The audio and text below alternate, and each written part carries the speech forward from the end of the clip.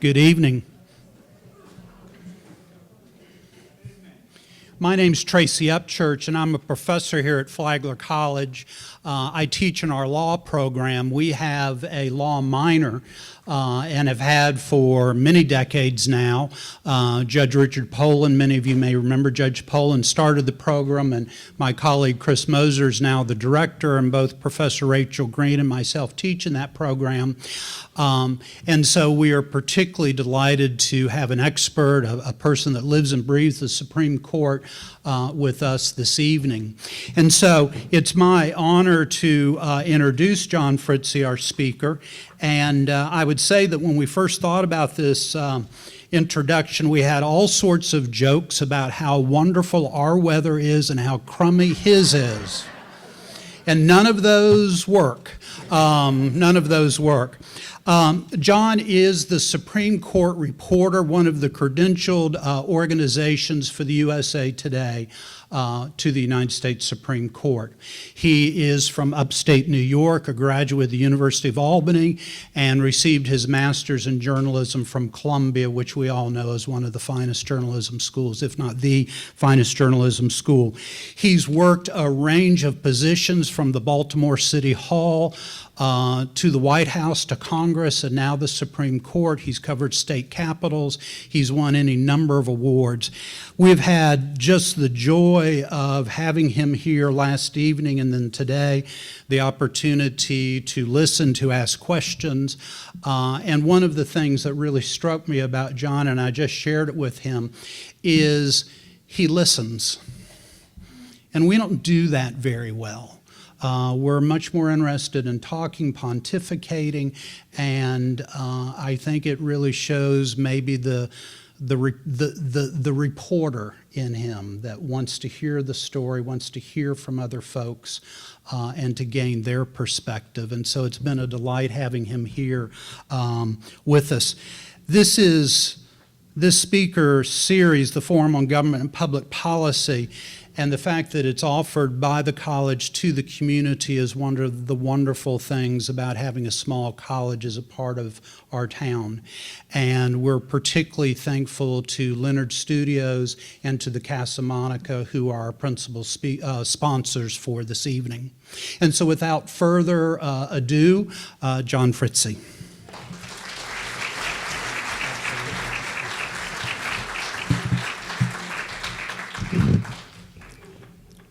Well, Professor Upchurch, thanks so much for that kind introduction. And you and Professor Green have had to follow me around all day today and listen to my pontificating, and you've been excellent and gracious hosts, and I thank you for that. I've been so impressed with this community and this campus, and the students that I've spoken to today have all asked really insightful and thoughtful questions.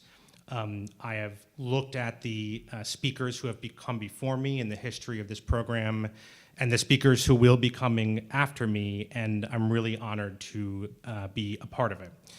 I also want to thank Jim Tedman, the director of the program, who I'd now like to embarrass for just a minute or two.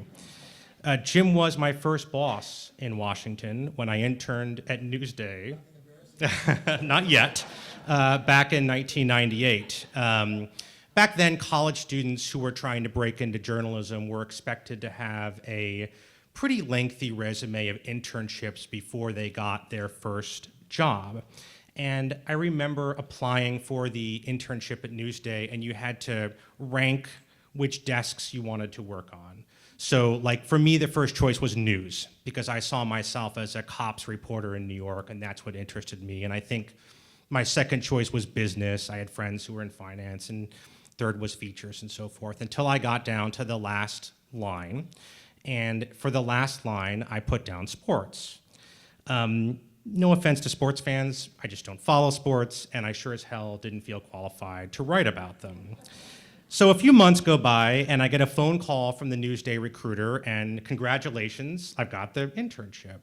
And we're super excited, and we're congratulating each other, and it's great. And then he turns and says to me, well, how would you feel about covering sports? And I was panic-stricken. Here I am, this 19-year-old kid. I really wanted to work at Newsday, but I couldn't name a single player for the New York Mets.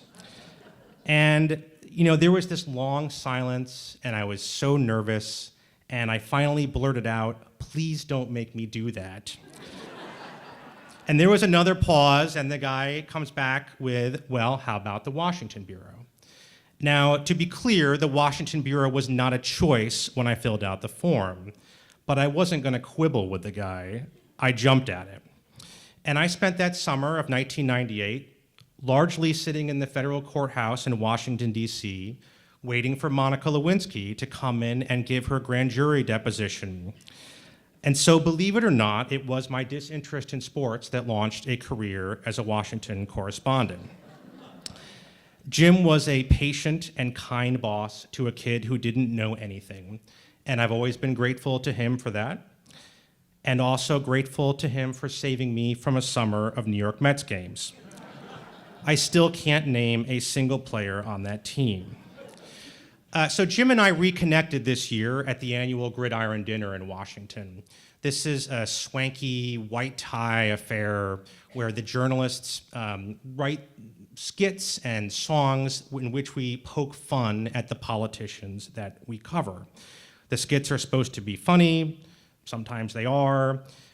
This was the first year in my memory that I've seen the Gridiron go after the Supreme Court. They sent out an actor portraying Chief Justice John Roberts in a raincoat and an umbrella open to the tune of "Raindrops Keep Falling on My Head." They changed the chorus to, quote, "Rulings keep leaking from my court." I'm not going to sing it for you, and I don't know if I'm going to get the meter right here, but part of the chorus, part of the verse was, quote, "And five," meaning five justices, "can now browbeat me and defeat me. It won't be long till Sam Alito's the real chiefy." Now, this might have been funnier if I hadn't invited one of John Roberts' top aides as my guest to this dinner, who was sitting right up in the front row watching all this unfold with the umbrella and the raincoat and the music. And I could read her face from across the room. And it was in that moment I considered applying for another job. But the aide laughed eventually and was gracious and didn't hold it against me as far as we know. Of course, there's always a bit of truth in the humor. And the truth is that since Justice Amy Coney Barrett's ascension to the bench in late 2020, the Supreme Court has become the most conservative it's been in decades. By some measures, it's the most conservative since the FDR administration. That's not just because there are 6 justices appointed by Republican presidents. Before the Obama presidency, there were actually 7 justices appointed by Republican presidents. On paper, in other words, based solely on the president's party doing the appointment, previous courts might have been considered more conservative than this one. But we know that's not true. That's partly because several previous Republican nominees moved to the left during their tenure on the court. Think about justices like Anthony Kennedy, who became the court's leading swing vote in the 1990s and 2000s, a Reagan appointee. Think about Justice David Souter, an H.W. Bush nominee, who became a reliable vote for the liberal wing of the court, and in 1992 was one of the architects of a decision that upheld the central tenet of Roe v. Wade. There's a long history of Republican presidents nominating justices who turned out to be not all that conservative. President Eisenhower once claimed that he made only 2 mistakes as president, and both of them were sitting on the Supreme Court. Today, by contrast, no one really disputes that we have a 6-3 court. That is, 6 Republican nominees reliably lining up against 3 Democratic nominees when major cultural and political cases are on the docket.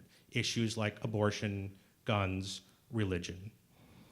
Donald Trump's 3 nominees, Neil Gorsuch, Brett Kavanaugh, and Amy Coney Barrett, came up through a legal conservative movement that was animated in part by the Roe decision in 1973. And so in some ways, because of that, none of us needed a leaked draft opinion to predict that the court was going to overturn Roe in 2022. Of course, with that said, if there are any leakers listening, my email address is jfritze@usatoday.com. Anyway, the reaction also hasn't been a surprise. Voters in 7 states, including some conservative states, have expanded access to abortion or declined to limit it. Ohio, of course, is only the most recent. A week ago today, Buckeye voters approved a ballot measure with a wide margin that enshrines the right to an abortion in that state's constitution. Also predictable was the blowback on the Supreme Court itself. The court's public approval still has not recovered from its lows following the overturning of Roe. The Marquette Law School poll in September found approval for the court at 43%, near record lows. Now, it must be said that it depends a lot on the party of the respondent. 2/3 of Republicans still support the Supreme Court. For Democrats, that number is about 24%. That's not how this used to be. Until a few years ago, the Supreme Court had far wider support from Republicans and Democrats.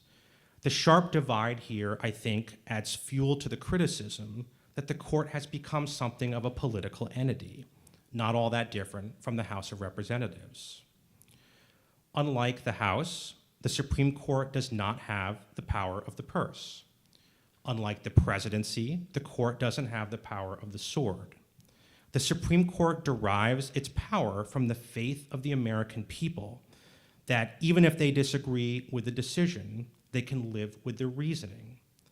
That trust is supposed to be based on a sense that the court is impartial and nonpartisan. So why does it matter to have the most conservative Supreme Court in perhaps 90 years, and where is it headed?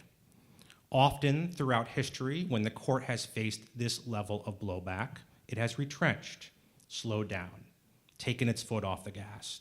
Most importantly, it has reversed itself.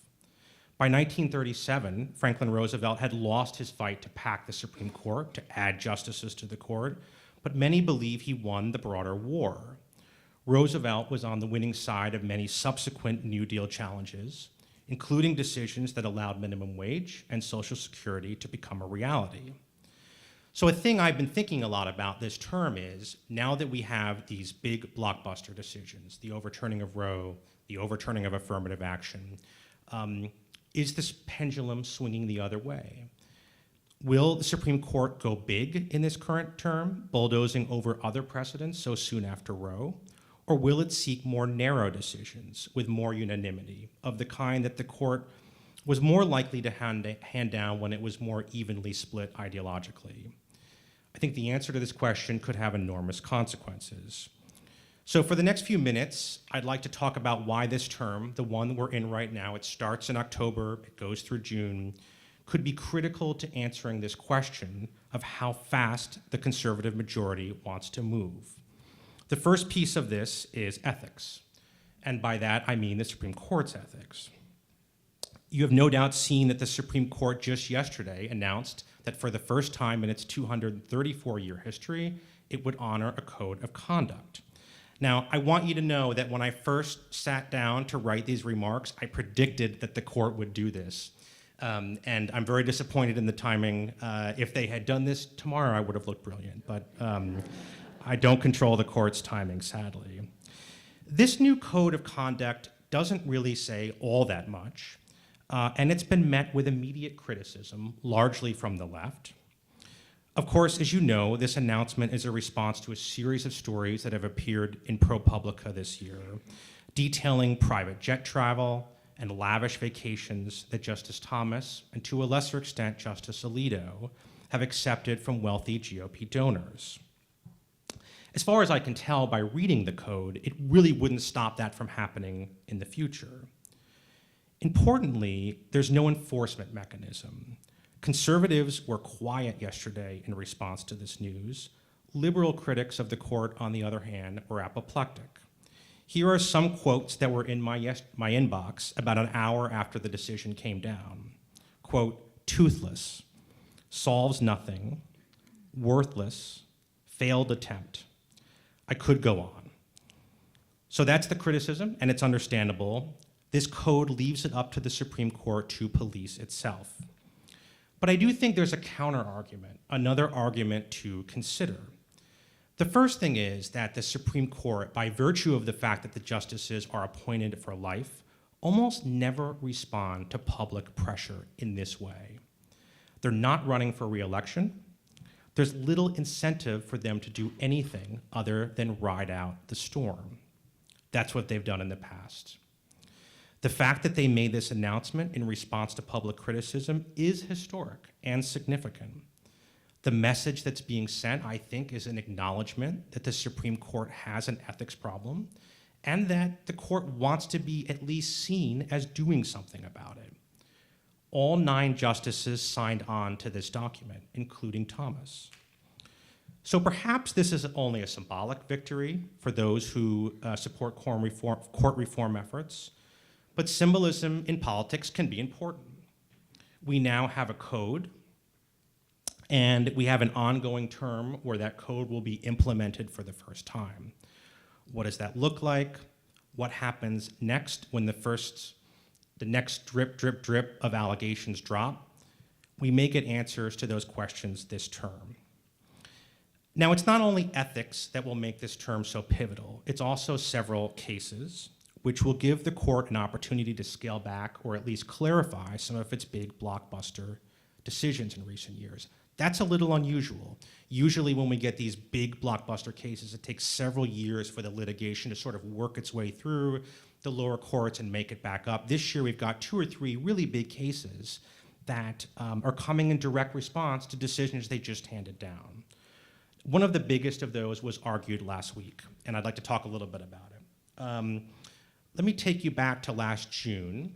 A few days after the Supreme Court overturned Roe, it also handed down a major Second Amendment decision in a case called NYSERPA v. Bruin. This case dealt with a gun law in New York State that required people to have a good reason for getting a handgun. They had to convince a judge or other public official, in other words, that they were at a higher risk to be a victim of a crime than the general population. A man named Robert Nash, who lives in upstate New York, near where I grew up, applied for a handgun permit in 2014, and he declined to state any need for it. As the court said in its opinion, quote, he simply wanted to carry a handgun for self-defense. He was denied the license. Nash and other plaintiffs sued the state of New York, and they won. Now, the Supreme Court struck down the New York law, siding with Nash, but its opinion was far more sweeping than that. The court set a new standard for how other gun laws will be judged under the Second Amendment. That standard, like so many others set by the court these days, is based on history. It's a little more complicated than this, but the basic idea is if a gun prohibition doesn't have a connection to history, it's not constitutional. Was there a similar law on the books at the time that the Second Amendment was ratified in 1791? If that law was on the books, if that law was on the books back then the new law is good, and if it wasn't, it's not. There are now dozens of lawsuits challenging gun laws across the country under this new standard.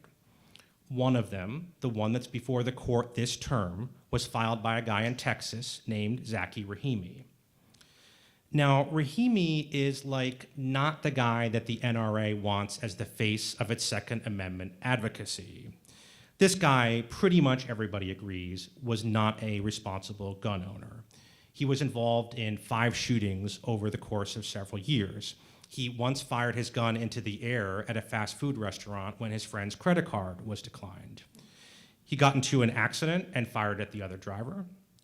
He fired at a witness who watched him pull his girlfriend across the parking lot by her hair.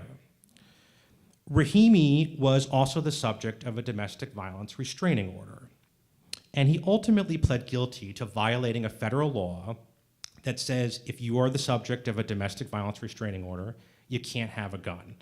I'm just going to say that again because we're going to come back to it. The law, I think it was passed in the 80s during the Reagan administration, I think, says that if you are the subject of a domestic violence restraining order, no guns. And that's obviously based on the statistics that show that women in particular are far more likely to die in a domestic violence situation if there's a gun in the house than if there's not.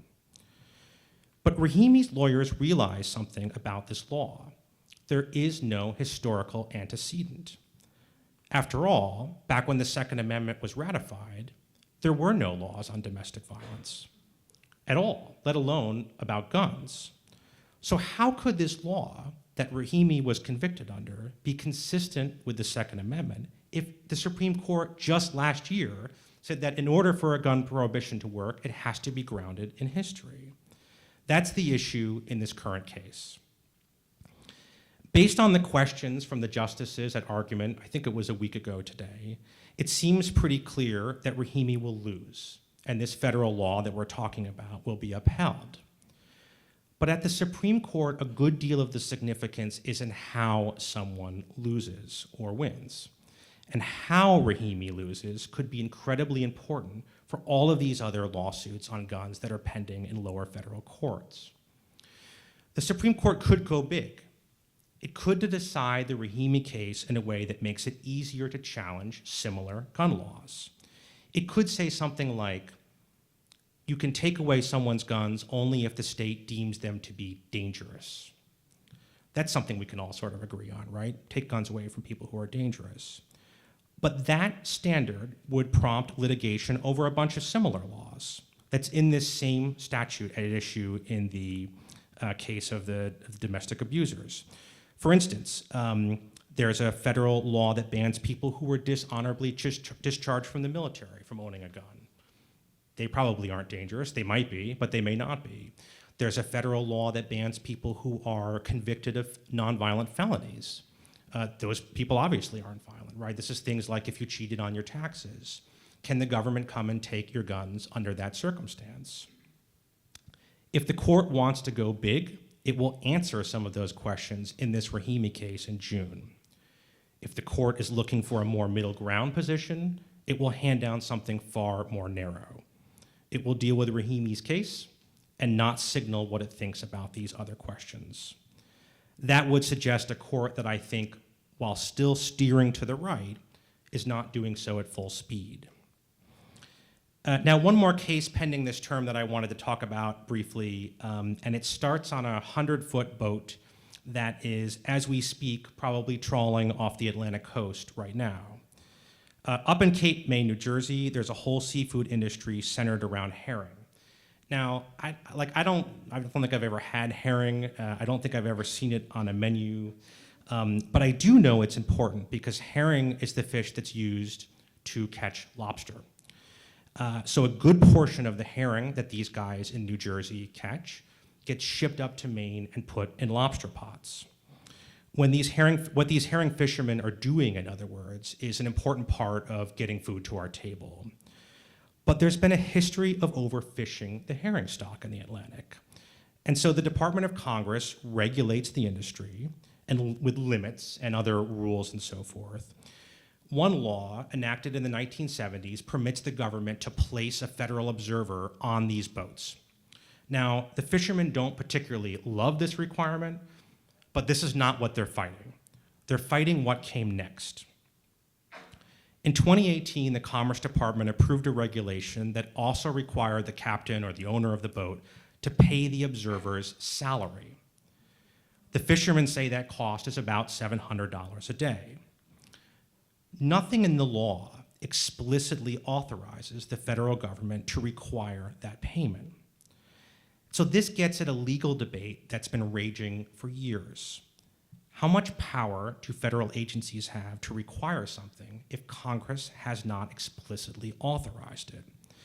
This question has implications far beyond the cost of your lobster bisque. If the Supreme Court rules broadly in this case, it could affect environmental regulations, it could affect workplace regulations. Think about certain industries that have requirements for rest periods for certain workers. Those are usually handled through regulation, not through legislation. It would also give courts significantly more power to act as a check on federal agencies. In other words, it would change the balance of power between co-equal branches of government. Now, the precedent at stake in this case comes from a 1984 decision called Chevron v. NRDC. In that case, the Supreme Court essentially said that if a law is ambiguous, if it's not clear what the meaning is, an agency can adopt its regulation as long as its interpretation is reasonable. When that happens, when the agency's interpretation is reasonable, courts have to butt out. The reason behind that is because agencies have the subject matter expertise that the courts don't have to understand the nuances of these technical policies. Agencies also report to a president who is elected. Judges do not. Justice John Paul Stevens wrote that 1984 decision for a unanimous Supreme Court. It has been a target of the conservative legal movement pretty much ever since. The lawyers representing the herring fishermen this year are asking the Supreme Court directly to overturn Chevron. Now, the reason I think this case is worth watching as a clue to understanding the direction of the Supreme Court is that there are multiple ways the justices can resolve it. Some of those ways are more middle ground. The court could overturn Chevron. It could also give the fishermen a win on a more narrow grounds, saving the big fight for another day. Move quick or move slow? That's the question. An outright overruling of Chevron would suggest that the majority of the court just isn't that concerned about overturning a major precedent so soon after overturning Roe. And maybe the centrists, the Roberts wing of the court, are not really in control. Maybe the more conservative wing, led by Justices Alito and Justice Thomas, really are something closer to the chiefy. As I wrap things up here, I want to take a minute to raise an important disclaimer. As a journalist, I don't take sides in the outcome of these cases. There's been a lot of criticism lately, particularly from the left, directed at the Supreme Court press corps. We are a relatively small group, less than 24 hard pass holders who cover the court regularly from inside the courtroom. Speaking only for myself, I believe it is my role to hold the justices accountable. It is my role to illuminate how these cases arrive at the Supreme Court, and it's certainly my role to talk about the impact they have after they're decided. It's not my job to criticize the opinions simply because they're conservative. There is no shortage of talented opinion writers on both sides of these issues who can do the criticism and the praise. We serve a different function, and I believe it's still an important one. The court is increasingly the only branch left that's doing much tangible work in Washington right now. Another way to put that is that while Congress and the president are often stymied by gridlock, the Supreme Court remains enormously powerful. And that is why a probing, but also an impartial press, in my opinion, is so important. This beat still involves having opinions handed to us on paper, on opinion days, running back to our desks, trying to make sense of them extremely quickly. It involves sitting through hours of oral argument, trying to decipher which way the court is going in a certain case. It involves trying to peer behind the curtain in one of the most tradition-bound and opaque institutions in Washington. It involves holding the justices to account, just like any other government official, and it involves trying to give my readers a sense of how the decisions from these 9 Americans about decisive, sometimes gut-wrenching questions are affecting the people in this country. I am honored to have that responsibility, and I'm grateful to have had the chance to talk with you about it a little bit tonight. Thank you.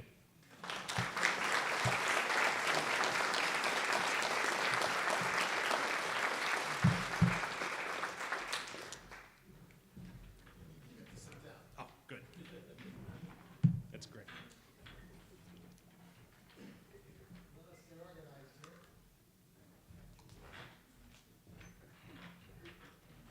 I'm going to ask the rest of our panelists to please come up and join us here on the stage.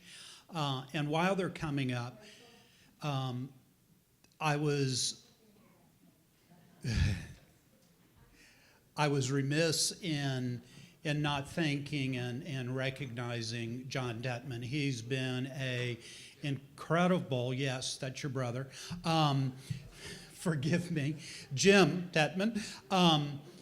He's been an incredible friend of the college for a very long time, and it's really through his relationships, his network amongst journalists throughout the nation that we're able to bring people of John Fritze's caliber to the campus.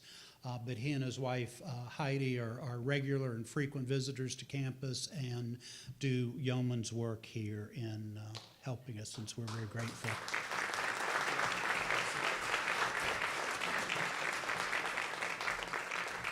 What we're going to do while I get a chair, oh, there's a chair. Okay.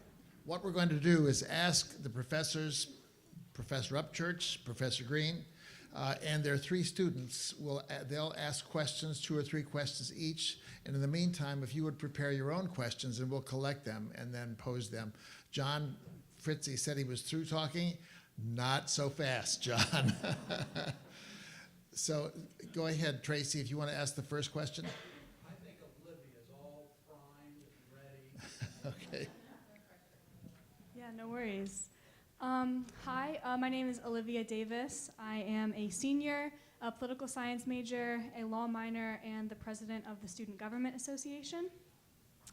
And I'll go ahead and start with my question. So, in a decision this summer, the court ruled against a gay couple looking to create a website for their wedding under the claim of free speech for the website creator. In this term, the court is considering cases about conversion therapy and healthcare for transgender people. So my question is, based on your knowledge of this conservative court, how far into the realm of LGBTQ rights do you imagine that they will push the First Amendment? Okay, great question. I need a mic. Oh, thanks. Okay, good. Hot mic. That's a great question. So probably a lot of you are familiar with the Jack Phillips case, which was the Baker case out of Colorado. This was a case a couple of terms ago in which a baker in Colorado did not want to bake a cake for same-sex weddings. Jack Phillips won that case, but on very technical, legal, narrow grounds that applied only to him. And it did not take long. I think it was a term or two for the next challenge to come up and take another stab at asking that question in a broader way. And as you noted, you laid out the facts perfectly. This is a website developer in the same state who wants to make websites for same-sex couples, but wants to deny to do wants to make websites for weddings, but wants to deny to do that for same-sex couples. And this was a 6-3 decision written by Justice Gorsuch that sided with her. Look, this is part and parcel with where the court has gone for the last several years. Since I have been on the court beat, religious interests have a perfect record at the Supreme Court. The conservative majority views these religious rights as being treated sort of shabbily. A lot of them feel like religious rights have been giving sort of second-class treatment for a long time, and I think they see this as a project to change the law, to move it in the direction of a more expansive First Amendment protections.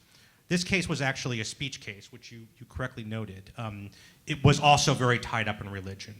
She didn't want to do this because of her religious objections, but for some technical reasons, they limited the question to a speech issue. I think that this push on the court on expanding religious freedom is heading directly into a collision course with LGBTQ rights. That's where we're going to see, I think, the next couple of cases come up. You mentioned the conversion therapy, the so-called conversion therapy case. This is a case out of Washington State that involves a religious family counselor who wants to be able to practice conversion therapy. This is the discredited idea that you can convert someone from being gay to not being gay, or convert them, convert their gender. And many states, about half the states in the country, have passed laws banning that therapy for minors. And he wants to do that for minors. He says, look, I'm a religious family counselor. My clients are all religious. This is sort of what they expect. And he is raising a First Amendment claim that he should have the right to do this and say what he wants, basically, under the First Amendment with his clients. I don't know if the court's going to take that case. I don't know where it's going, but I know for sure that this this line that the court has been on religion has already conflicted with LGBTQ rights and is going to do so way more as we get through the next couple of terms, for sure.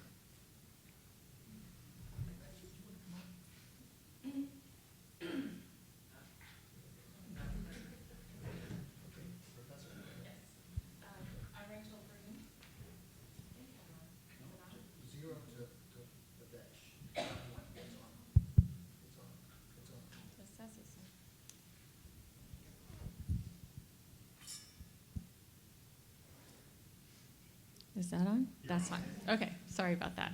I'm a law professor here at Flagler College. I've been practicing lawyer for, I guess January will be about 23 years. I've lived in St. Augustine since 2005. I still get the weather wrong. It was raining at my house. I was walking through foot-deep puddles, walking my dogs. Usually that means I might not be able to drive my car downtown because I'm afraid that I will float away. I get here today and there's hardly any puddles at all. So excuse my informality, but anyway.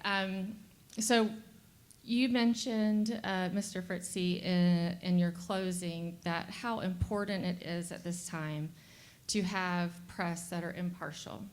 And previously, we had a little conversation about how the articles are getting shorter and shorter because our attention spans are getting smaller and smaller. So do you find in the press, do you find press are being less impartial? It's harder to walk that line? And how do you do that when you are having to catch our attention in a very short period of time? I don't know that it's harder. There's obviously more noise out there. There's a lot more people who are doing opinion journalism, and social media, of course, has amplified that, right? Everybody can be a journalist now on social media. So there's just a lot more opinion out there, I think, and it's a lot louder. And, in some ways, it's almost like it used to be, where I think people are increasingly going to the media that sort of reinforces their opinion. And I just, I get emails all the time, mostly from conservatives, but liberals sometimes too, raising questions with my stories, claiming bias. And I really like to engage with these people and ask, all right, give me an example, tell me what the problem is. The ones who are not swearing at me, at least. And I find the conversations are always really illuminating. A lot of times, folks are coming at it from, they have a very strong opinion about it. And so my job is to include both opinions. And when they see the other opinion in the story, they don't like that, right? I think people have become sort of comfortable and used to reading journalism that matches their opinion. And look, I think there's a great place for that. Some of the best Supreme Court work is done by opinion journalists. It's just not what I do. And I think that there's we're sort of a dying breed in that sense. And again, I think that it's important. Hopefully, I talked a lot about conservatives tonight, but I hope that you took away from it that I don't have any problem with a lot of that stuff, right? It's not, I don't have a personal opinion on it. It's just is. It is what it is. The court is expanding the Second Amendment. The court is moving in this direction on religion. And I do my best to try to tell readers about that. Sometimes that can sound like an opinion. And then on the issue of time and attention spans, to me, that's a more troubling thing. We are an industry that's very driven by audience and page views. And so we need to make sure people read these stories. So what you guys can all do for me is go find my stories and go click on them 3 times tonight when you walk out of here. That would be a big help. Thank you. But no, I do think that that is a little bit of a concern that I have about where we're heading as an industry. There is less and less time. Professor Upchurch and I were talking about, I was mentioning earlier today, like how it works at the court. We get these opinions. They sort of bring them out in a sealed box, right? And we can't have our phones in there. We're all in a little ante-room. And when Roberts, we hear over the speaker what's happening in the courtroom. And when Roberts announces, Justice Alito has the opinion today in case 22-235, the box opens and there's like a flurry of papers, right? And we all sort of rush in and grab. We're like birds descending on a crumb on the sidewalk. It's sort of embarrassing. And we or run back to our desks. And the time that we have to read that sometimes 100-page opinion and get a story up on it is usually like measured in minutes. So usually we're getting a story up 6-7 minutes after that opinion comes down, and you have to get it right, and you have to get it fast. And that is, I think, sometimes a little bit of a concern I have too. The speed and the focus on audience is good in one sense that we're focusing on audience, but it also has some downsides as well. Can I ask a quick follow-up question? Yes. How do you think that, or do you think it's also affected by the large media consortiums are now getting smaller and smaller, sometimes going out of business altogether? Is that affecting the impartiality of where we're getting our news? Maybe. I mean, I do think that consolidation is a problem insofar as, like, you don't get as many voices. So that's not good. The Supreme Court still has, like I think I mentioned, about 22 people. And so, you can, when an opinion comes down, you can go and look at 15 different stories on that opinion. And you should do that. I mean, if you have the time to do that, right? Like, you should look at, like, my take on it versus the New York Times take versus the Wall Street Journal's take versus the Washington Times' take, Fox News' take. I mean, there's no harm in doing that. I think if folks did that, if they looked at a left and a right and the middle, they might have a better understanding of what it is that we're trying to do. Nobody really has time to do that. So I think that, yes, the consolidation is troubling. I guess I am more worried about it insofar as there being less news being covered, frankly, than I am about that leading to bias. A lot of papers, as we've been talking about today, have not very many staff. I worry about where are the State House reporters in state houses across the country and the reporters covering city halls. That has all gone way down. And I think that actually bothers me a little bit more, or I'm more concerned about stuff not being reported at all. Concerned about the bias, but more concerned about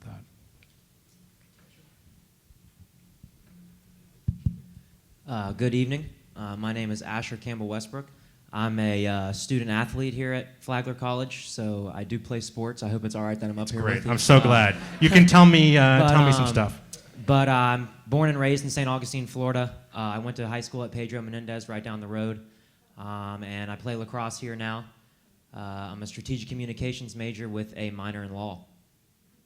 And so I guess the question that I have for you, we had the Code of Ethics come out yesterday, and I'm very interested in, the furtherment of it. You say that there's kind of a lack of information on the enforcement and whatnot. So personally, where do you see the enforcement going? I'm wondering if maybe there's going to be some enforcement coming from outside the justices themselves.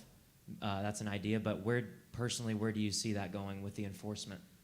Yeah, so the enforcement piece was always going to be the hang-up on a code of ethics. We knew this, we've known this for years, because there are some structural issues here. How do you enforce this when the Supreme Court is supposed to be the final word on these disputes? So, there are proposals in Congress, for instance, to have a rotating group of lower court judges adjudicate these questions. Like, that's a little weird, right? There's no other instance where we have lower court judges taking a look at what the Supreme Court does and rendering a ruling on it. Is that ruling from the lower court judges appealable? I guess not.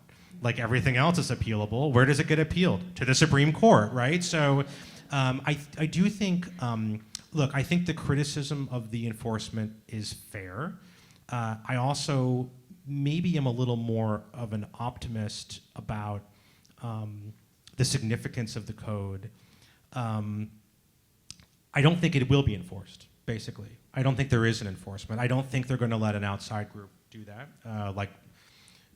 These are co-equal branches of government, so I don't see like the Justice Department swooping in to enforce the Supreme Court Code of Ethics. In the lower courts, it's not super enforced either. There is a mechanism. There are these committees of lower court judges that review this stuff, but it's not like there is a huge record of judges being punished or facing some consequences. This is a code of ethics. It's not the law. And it's like a pledge.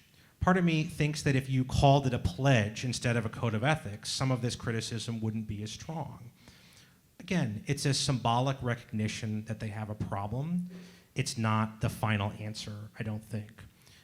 One more point on this, and that is that Roberts did include this line at the end of this document they put out yesterday, saying they were still kind of looking into this issue of enforcement. And when I read that, I sort of thought, well, that's just, that's ridiculous. That's sort of him just buying for time. But a bunch of experts that I've spoken to actually think, including critics of the court, said that, well, they actually saw that as an encouraging sign that the conversation would keep going, that maybe this effort isn't done. So we'll see. We'll see what happens with that.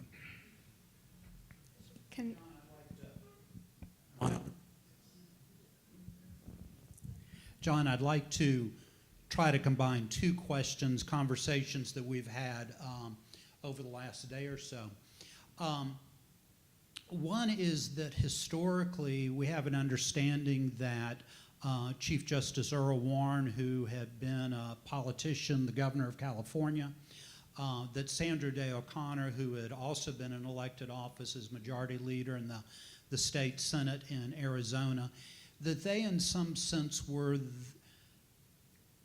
put themselves into a role of trying to be a deal maker, of trying to find consensus on important issues. And we know that's particularly true with the Chief Justice.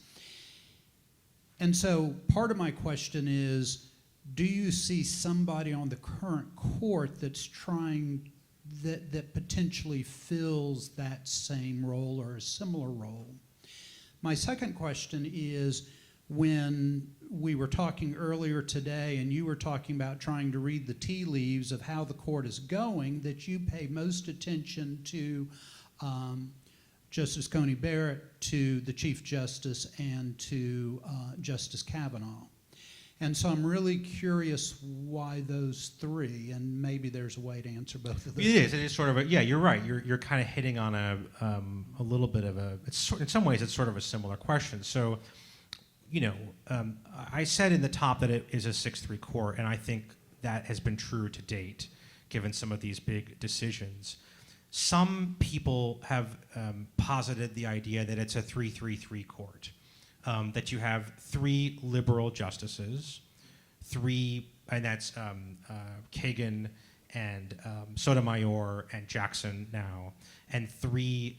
The word I often use in copy is stalwart, so 3 stalwart conservatives. 2 of those are more stalwart than the third, but Justices Thomas and Justice Alito, I think, are probably on the right end of the spectrum. Justice Gorsuch, maybe sometimes he does interesting things. He's got a little bit of a libertarian streak, and sometimes he winds up siding with the liberals in interesting and unexpected ways. So you've got the 3 on the one side and 3 on the other. And then this idea that there might be 3 in the middle. And those 3 would be Roberts, Kavanaugh, and Barrett, in part because we just don't know that much about Barrett yet. She's still a little unclear, at least to me. She's still relatively new on the court. You know, Roberts is a conservative. Make no mistake about it. Roberts is an interesting guy because the liberals hate him, and the conservatives all hate him. The conservatives hate him for upholding Obamacare and several other decisions like that. They're dissatisfied with his approach, and he doesn't exactly have a lot of fans in the liberals. It reminds me of what we used to say as journalists, like, you're doing the right thing if you're being criticized by both sides. Roberts, of course, is a conservative, but he also has an institutional interest in the Supreme Court and in some of this stuff I was talking about maintaining the faith of the court, about not moving too quickly. He wants to move the law to the right, I think, but I think he wants to do it slowly. And I think that's where his heart is. Look at what he did in the Dobbs decision, right? It's very interesting. The Dobbs decision was the case last year that overturned Roe. You had 6 votes for overturning the Mississippi law that was at issue in that case. You had 5 votes for overturning Roe, because Roberts pulled off and said, look, we can overrule this Mississippi law without overturning Roe. And that is a perfect sort of example of where I think Roberts often is. I can't remember. I don't think he had a single justice concurring with him. The court was too divided on this issue. People were in their camps. Nobody was willing to come to the center. And there's some good arguments for that, right? Roberts' position was untenable in the long term.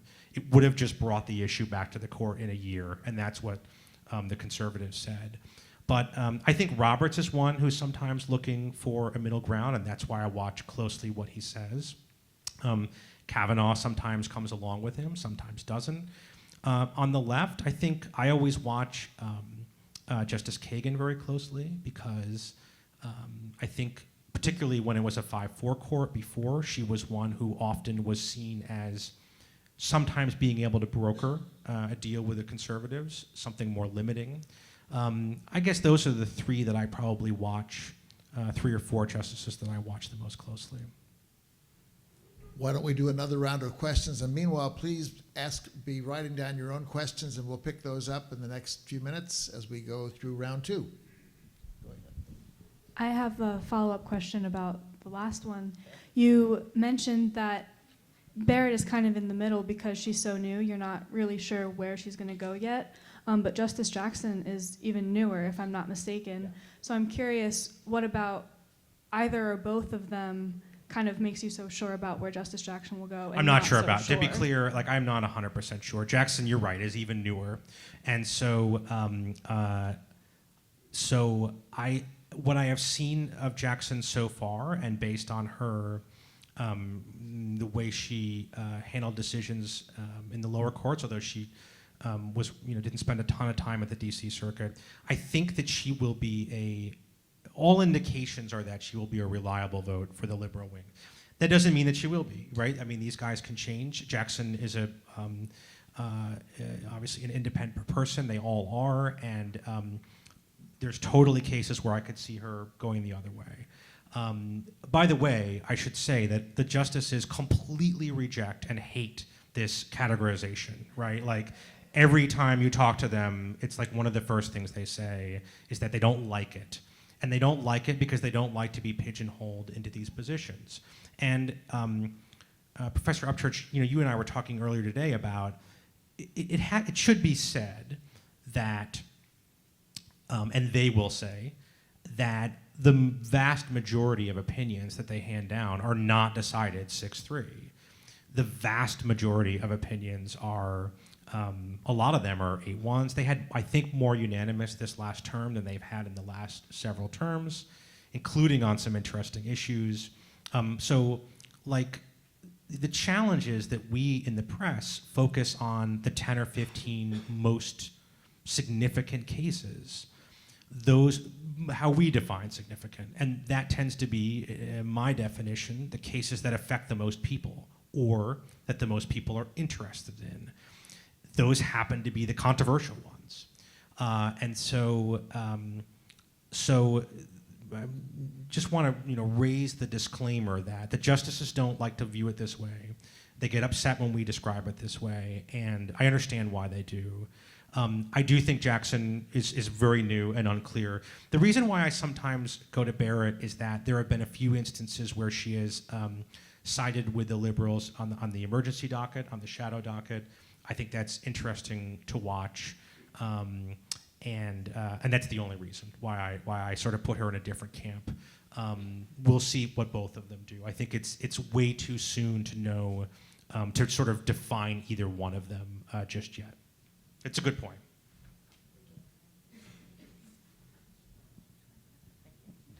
I was just thinking about the balance of power, right? The three branches of the government are supposed to be equally balanced, and they have checks and balances to ensure that. Well, if the Supreme Court has now issued an opinion in where they are saying that a law doesn't have justification unless it was an original law, right? So we cannot write ourselves around the Supreme Court now. We cannot write a new law that they may not in turn say, well, that was not part of the original plan, and so we are not going to enforce that at this point. Do you think that that is making the three branches not so much in balance? Well, maybe. I mean, I think theoretically, of course, Congress can't get anything done, right? Congress can't even pass a 2-month bill to keep the government open for a few months. So Congress hasn't been able to pick a speaker. So, like, it's not like Congress has got all this legislation queued up, right? That where they could change what the Supreme Court is doing or do something that could be overturned. But theoretically, maybe. I mean, I think what the court would say is that, this standard, this historical standard they're applying deals with constitutional rights. So, the Constitution is fairly clear that at least there is some right to guns. There's been a long debate about what exactly that means, militia or individuals. The court has said individuals, so that is now decided. So what they're really dealing with when they set these standards, these high standards like that, in the guns case, is constitutional rights. I do think that like how they rule in this Rahimi case will tell us a lot, right? These are laws that Congress passed, and the issue really here is like, what's the level of generality for the historical antecedent? So like I don't know if I said this, I can't remember in my remarks, forgive me, but the government, the United States, the Justice Department, the Biden administration is arguing that, look, we didn't have a law that said no domestic abusers, but we do have a law, we do have a history and tradition of dangerousness, right? And so that is sort of one of the arguments they're making. And the question is, like, is that good enough? Does it have to be like something written in stone? Or can you go up one level of generality to something like, all right, back then, if you were in the public square, like firing off your gun in downtown Boston or whatever, like they could do something about that, right? And they would. So that is, I think that's where the debate goes.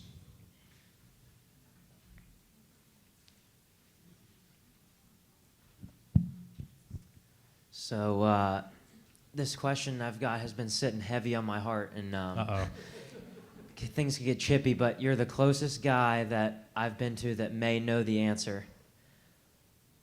Who do you think leaked the Dobbs case? It's the question I've been asking for like almost 2 years. Yeah, I mean, it's a really great question. I don't have any insight into it other than I'll say there's two schools of thought on this. One is that it was a liberal justice or clerk or somebody who was trying to head off the Dobbs opinion. And if that is what happened, then that was a spectacular failure, obviously. Justice Alito wrote a piece in the Wall Street Journal, I think, was it this summer or maybe last year, I'm losing track of time, suggesting that that's what he thought. It was a remarkable piece and not something that justices typically do. He was sort of weighing in on this idea that, hey, it wasn't a conservative who did this, right? But there is, there is a counter argument, which is a little more nuanced and harder to follow, but I think it's just as possible, and that is that Justice Alito, who wrote the opinion in Dobbs, was at risk of losing his majority.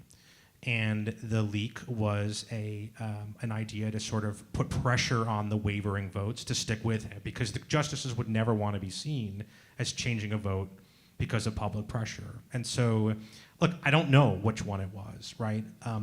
I've talked to a bunch of smart people who are better on this stuff than me. The conservatives are convinced it's a liberal. The liberals are convinced it's conservative. And I just hope we eventually find out. I'd be fascinated to know.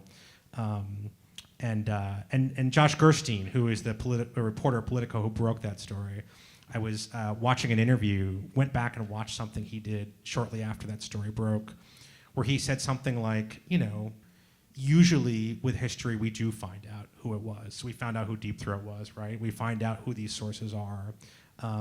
So I don't know. I hope we do. I'm super curious about it too.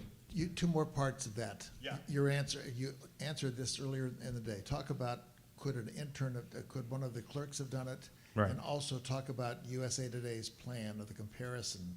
Oh, yeah. Yeah, so on this idea of the clerks. So my bosses always think that I should be talking to the clerks more. The clerks are always the one that get suspected. There have been other leaks throughout history, right?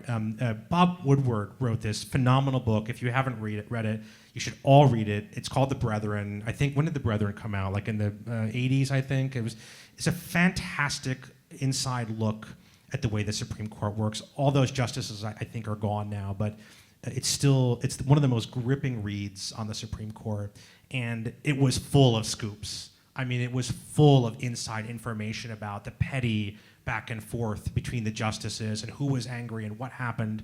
And when that book came out, there was a huge crackdown on the clerks, and the court was so angry about it. And I think there was talk of giving the clerks lie detector tests. And it turns out, I think years later, Woodward revealed that one of his main sources was one of the justices, right? And so there's always this thought, the poor clerks, they always get everybody assumes the clerks. I always think it's worth noting that these clerks, they are going to go on. It's one of the most coveted jobs in Washington. You're a 20-something straight out of law school. And when you wrap up this clerkship, you will get a really high-paying job at a firm. And I don't know. I always feel like it's an awful lot. It's an awful lot for a clerk to do that, right? In other words, they have an awful lot at stake if they get caught. They have a lot to lose. And so I always sort of tend to think that the clerks are, at least the current clerks, are not that excited about talking. The opinion, so this idea of if it was a conservative or a liberal, who leaked it, what were their motivations? I can just tell you that, like, when the leak came out, and I guess that was, still can't remember, was that February or March came out, and maybe it was May, I don't know. Anyway, it was in the spring, and we wrote a million stories about that, and one of the things we wanted to do when the final opinion came out was compare the two. So we had prepared to do this big, like, 2-page spread looking at, like, look, here's all the text from the leaked draft, and here are all the changes that were made in the final opinion. And when the final opinion came out, there were virtually no changes. I think there was one sentence that came out of Alito's draft. I don't remember what it was. I remember it was a short 3-word sentence that was a kind of a little bit snarky, and I think they pulled that out, and that was like the only change. There were some additions added for responding to the dissent, as there always is. The majority opinion always has now we're going to turn to the dissent. And the dissent says X, Y, Z, and we think that's wrong. So that was added in, but the substantive parts of the opinion were exactly the same. And, who knows why or what was going on, but I think a plausible explanation for that is that the court didn't want to be seen as changing the draft in response to the leak, right? And so in some ways, if that's right, the leak kind of locked things in on that opinion, and the leak is the opinion that we got ultimately. While we're getting questions here, John, would you talk a little bit? You've covered the White House, you've covered Congress, and you've covered the Supreme Court. Talk a little bit and briefly about the difference in access to the news sources Yeah. that you had in each of those three places. Yeah, it's a hugely different situation. So I covered the White House for 3 years under Donald Trump, and it was a wild time. It was fascinating. President Trump was pretty good with access. He did a lot of gaggles with us. We talked to him a lot. He came back on the plane and talked to us off the record a fair amount. He was fairly accessible. But the White House just generally is a more open place, right? This is a place that has incentive to talk to press, unlike the Supreme Court, particularly in the Trump White House, particularly in the first few years when there were factions within that White House that were sort of openly warring with each other. They had interest in using the press to take a shot at the other side. And so it was just a place that had that dynamic going on. Also, the White House, when you're a credentialed reporter, you can walk back and talk to people in the press shop. Sometimes the chief of staff walks by. I mean, there's a little more access in the White House. Certainly Congress is like on the far end of the extreme, right? Like in Congress, we all stand in the halls, they come off the floor and they talk to us. Now, they have the most incentive to talk to us, right? They're running for re-election right now in their districts. And so in Congress, when a lawmaker walks out, there's immediately 20 reporters that stand around him or her asking questions. Again, the justices don't have that incentive, right? They're not set up to be responsive. That's not what they're there for. Constitutionally, they weren't set up for that. So they don't really like to talk to us all that much. We do have off the records with them occasionally. We do talk to them occasionally, but that is, that's something that happens outside of public view for the most part. And so that's a very different dynamic. Great questions tonight. Thank you. Talk a little bit about how do you protect yourself against misinterpreting and ensuring the accuracy of your coverage, especially given the time. The Code of Ethics was released, if I remember your discussion, at 2 o'clock. 6 minutes later, CNN had its report up, and then 2 minutes after that, John had his report up. The New York Times was shortly after. I mean, the pressure on these people is just really remarkable. So how do you protect yourself? Right. I mean, so just in terms of, if I'm understanding the question correctly, I mean, the first thing is... How do you protect yourself from making mistakes? Making mistakes. I mean, that's a really good question, and I think about this often because there have been instances where major outlets have gotten the outcome of a decision wrong. I'm not going to name names or get into it, but that has happened, and that's always, particularly when these big decisions come down, it's something that I really stress about. And sometimes when opinion season really starts, I'll go back and read some of those complicated decisions to figure out how people got it wrong, to remind myself of, all right, if I was reading this, how could I have gotten this wrong?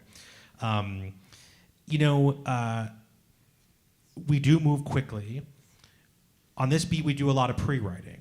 So part of what we do is we pre-write 5 or 6 sometimes different outcomes. Certainly in the Dobbs case, I think I had 5 different outcomes potentially for that case. On a lot of cases, it's just 2 outcomes. It's Rahimi or not Rahimi. The first take tends to be a little more limited, right? So it's very easy usually with these Supreme Court decisions, usually to figure out who won or lost.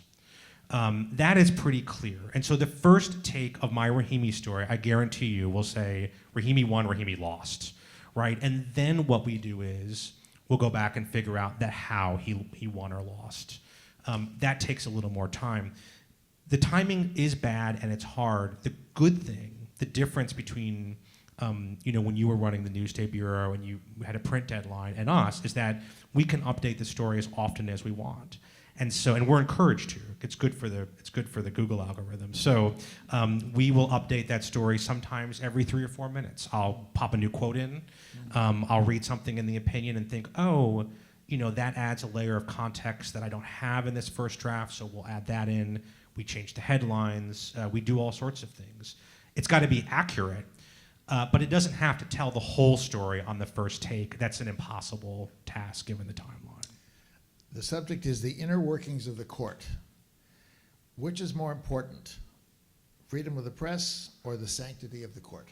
Is that mutually exclusive? There's an or in here. I think they're both important. I do think that it's hard as a journalist not to support freedom of the press. The sanctity of the court is not really my job. Like, that's not really my role. That's their role. In the same way that the sort of the sanctity of the court is the sanctity of the Capitol Hill is their role and so forth. I guess it's not my job to protect the court, if that's what that means. Again, it's my job to hold the court accountable and to try to translate what the court is doing, translate this highly technical legal language into something people can understand. But it's just not my job to protect the sanctity of the court. As a journalist, for the nation, I do think it's important, somewhat important, that people have faith in the Supreme Court. I do think that's important. Do you think the court will be expanded? No. Can you discuss No, I think that this has become a little bit of a fundraising thing on both sides of the aisle, with Democrats ginning up their base and Republicans ginning up their base. I think that, from my perspective, Joe Biden immediately did not like this idea and did everything he could to sort of route it another direction. Progressives are very unhappy about that. Progressives would like to see an expansion of the court. I certainly understand their frustration. I think the counter argument that it could lead to a tit-for-tat situation where every party that gets in power expands the court to advantage them is a really hard argument to get around. And I think that's why there's just not, right now, in this current environment at least, there's just not widespread political support for that. As you know, 6 of the members of the justices are Catholic, and Gorsuch was raised Catholic. In your view, how do the religious practices of the justices impact their decisions? Yeah, this is a really great question that we wrestle with a lot. Like, how much does their personal life influence their decisions? And they would tell you it doesn't, right? They would argue that they look at these things impartially in the same way I would tell you that, right? That I try to look at these things impartially. So I'm sympathetic to their argument on a certain level. I don't know. I mean, how much does anybody's, I think it probably, I don't know, I'm not sure about Catholic. I think, of course, your upbringing and your values and the way you view the world has to have some influence on how you decide these cases. I think Justice Alito and Justice Thomas have a different worldview. I think Professor Upchurch is the word you used today, right? A different worldview that is based on their background and the jobs that they did and personal characteristics. I don't know, but I do think that that certainly their background has to have some influence on how they shape their ideology and how they think about these controversies and how they think about the law. Why is the Supreme Court more focused on original intent as presented by the Founding Fathers versus decisions based that incorporate the advances in technology and issues of today? Think, for example, of the difference between the flintlock and the AR-15. That's right. Yeah, I mean, that is the thing, right? So the guns have changed a lot, right? There were no huge clips magazines back in the Second Amendment, right? There were no, we've got a case on bump stocks coming up, this idea that you can sort of turn a semi-automatic rifle into something that fires more like an automatic rifle. That is one of the cases before the court this term. Can that be outlawed? Look, the originalism has been a project of the conservative legal movement for some time, and I think it has its genesis a little bit in Roe v. Wade. So for those of you who don't know, like, this originalist idea is an idea that you interpret how do you interpret the Constitution? What does liberty mean when they say that in the 14th Amendment, right? That's the challenge. And we're all trying to figure that out. The originalists say, well, the most logical way to do that is to think about how the founding era would have defined those words. So when they think about these words, they try to figure out, well, what did Madison and Washington think when liberty was put down in the Constitution? What did that mean to them? Like, on the one hand, you could sort of see that. It's a sort of a logical, okay, I can see that.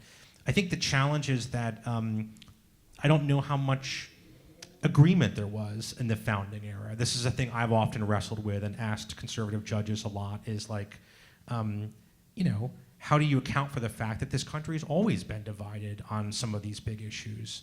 And it's not like the founding era was a bunch of unified people. They disagreed on everything, just like we do today.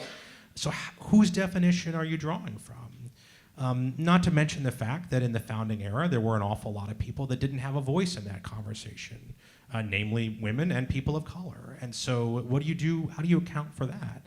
How do you account for the fact that the population is different than it was? The Justice Breyers of the world sort of embrace this idea of a living constitution, that you sort of think about the Constitution and try to adapt what the ideas were. In other words, what the broad premise was. You try to take that and apply it to modern circumstances. That also leaves a lot to the eye of the beholder. So I don't know really what the right answer is, but I do think that as the court goes more and more down this line of history standards, and it's doing it in a number of areas of the law. First of all, it's turning all these lower court judges into like minor historians, right? They're having to go through and look and try to figure out, well, I don't know what was 250 years ago. Like, they're having to go through, and I think a lot of these courts are struggling with that. So how this historical standard actually works in practice, I think, is going to be something to really watch over the next decade or so. What do you think this means for the separation of church and state? Well, the court has applied a historical standard in some of that case law now too. This case that we talked about, no, it was not the website developer. It was the praying coach case, is what we call it in the media. It's not the technical name for it, but a coach, a public high school football coach in Washington, public school, who wanted to pray on the 50-yard line after the football game. And some of those prayers, members of the community came in. Sometimes the players were there. Often the media was there. It became sort of a scene on the 50-yard line. Is that a school endorsement of religion? Well, the school thought so, and the school thought that we can't have this because it looks like we're endorsing this religion. And they told him to stop, and he wouldn't, and so they fired him.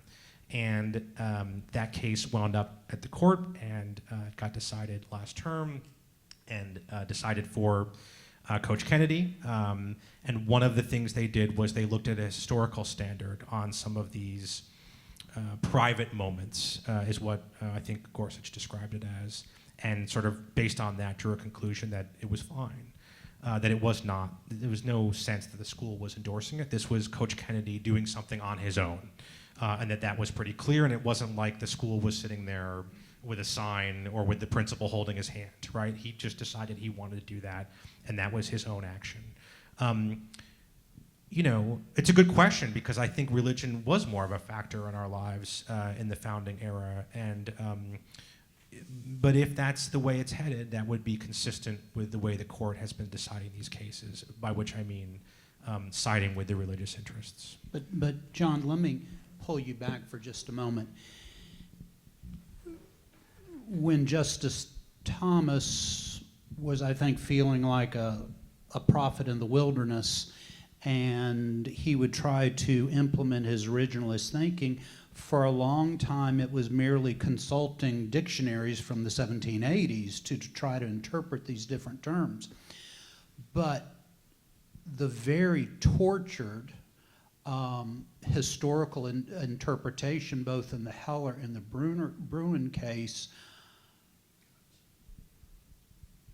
not only this is Tracy pontificating, not only is, I think, it ultimately going to be very unworkable for the judiciary because it puts these bizarre demands upon judges at all levels, but I think it's a gross misuse of history.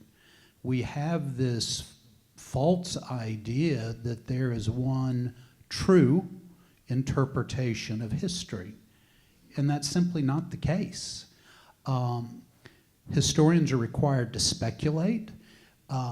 It's like building a puzzle when half the pieces are missing, and so we have to try to figure out what this image is.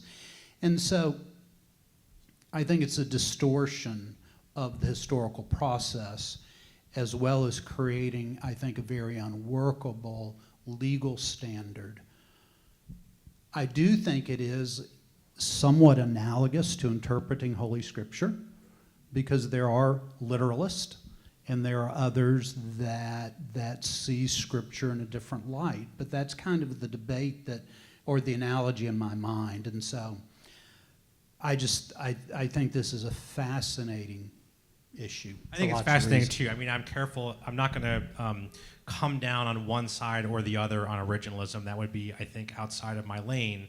I will say that, like you mentioned, the Heller and the McDonald cases, which were guns cases that predated Bruin. So these were also Second Amendment decisions. The first that found that that the Second Amendment, that what it means is that you have a constitutional right to a gun in your own home. What a part of what Bruin did is it extended that beyond the home, right? That you also, the Second Amendment said, you also have a constitutional right to a gun outside the home to carry, in other words. And that was based on these historical analyses. Like the Dobbs decision, the Roe decision had a huge analysis of history. And Alito, when he overturned Roe, and the five justice majority overturned Roe and Dobbs, they had a huge analysis of history where they said, no, the guys who did Roe got it wrong, right? And then ever since then, there's been a huge debate about, well, what were the abortion laws in this history?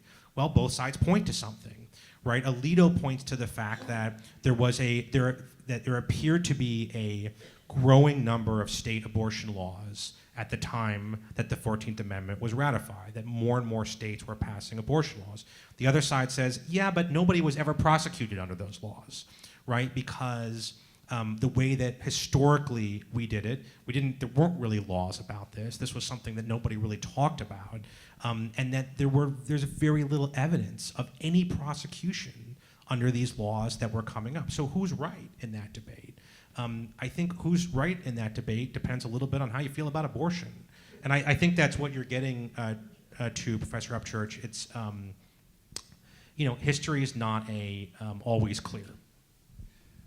So instead, thank you, John. This has been great. Thank you, guys. I really appreciate it. Thank you.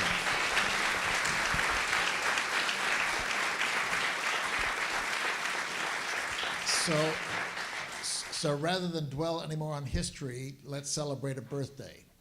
Tonight is the 40th anniversary of the Flagler Forum. November 14th, 1979, Senator Ed Gurney, the late senator from Florida, opened the series that has lasted for 44 years since. So happy birthday.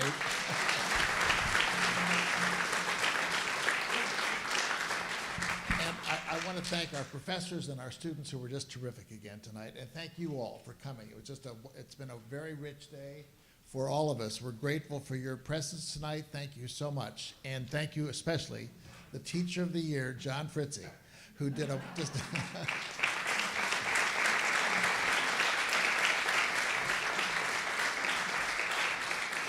with students, with faculty, with anybody who was interested. He has just been terrific today. And he really worked. The poor guy, he gets off the plane, and the Supreme Court has just announced this code of ethics. So in between, I'm not sure. It's a good thing the Florida police were not out last night, because he had a reckless drive from Jacksonville Airport down to St. Augustine. We're so glad you made it. We're so grateful for your time today, John. And we have this wonderful up-to-date picture of the Flagler campus. So here we are. Thanks, John. Hey, thank you so Thank you. Good. Thank you, folks.